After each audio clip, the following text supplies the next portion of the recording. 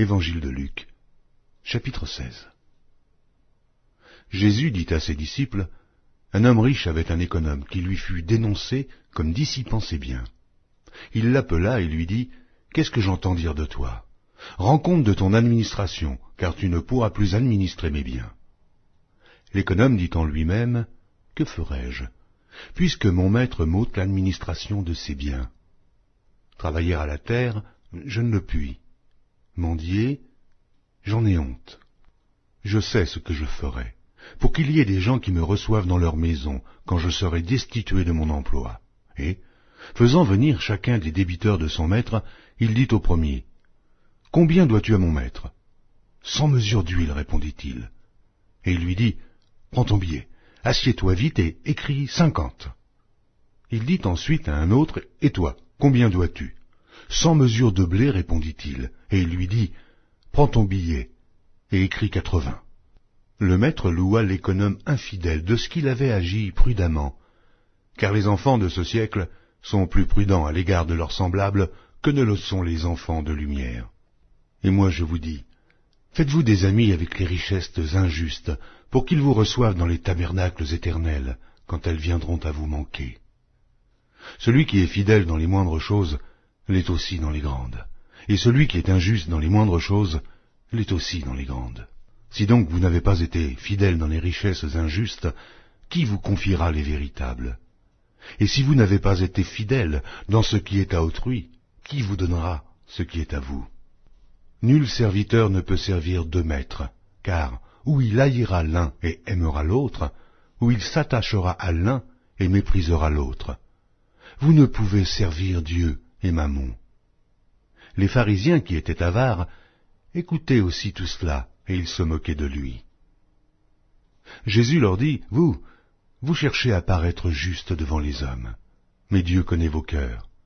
Car ce qui est élevé parmi les hommes est une abomination devant Dieu. La loi et les prophètes ont subsisté jusqu'à Jean. Depuis lors, le royaume de Dieu est annoncé, et chacun use de violence pour y rentrer. Il est plus facile que le ciel et la terre passent, qu'il ne l'est qu'un seul trait de lettre de la loi vienne à tomber. Quiconque répudie sa femme et en épouse une autre commet un adultère, et quiconque épouse une femme répudiée par son mari commet un adultère. Il y avait un homme riche qui était vêtu de pourpre et de fin lin, et qui chaque jour menait joyeuse et brillante vie. Un pauvre nommé Lazare était couché à sa porte, couvert d'ulcères, et désireux de se rassasier des miettes qui tombaient de la table du riche, et même les chiens venaient encore lécher ses ulcères. Le pauvre mourut, et il fut porté par les anges dans le sein d'Abraham. Le riche mourut aussi, et il fut enseveli. Dans le séjour des morts, il leva les yeux, et tandis qu'il était en proie au tourment, il vit de loin Abraham et Lazare dans son sein.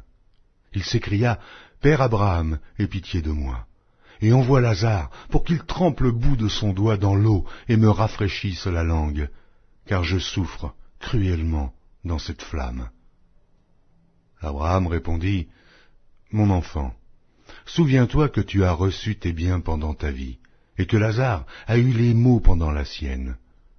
Maintenant il est ici consolé, et toi tu souffres. D'ailleurs, il y a entre nous et vous un grand abîme, afin que ceux qui voudraient passer d'ici vers vous, ou de là vers nous, ne puissent le faire. » Le riche dit, « Je te prie donc, père Abraham, d'envoyer Lazare dans la maison de mon père, car j'ai 5 frères. C'est pour qu'il leur atteste ces choses, afin qu'ils ne viennent pas aussi dans ce lieu de tourment. » Abraham répondit, « Ils ont Moïse et les prophètes, qu'ils les écoutent. » Et il dit, « Non, père Abraham, mais si quelqu'un des morts va vers eux, ils se repentiront. » Et Abraham lui dit, « S'ils n'écoutent pas Moïse et les prophètes, ils ne se laisseront pas persuader quand même quelqu'un des morts ressusciterait. »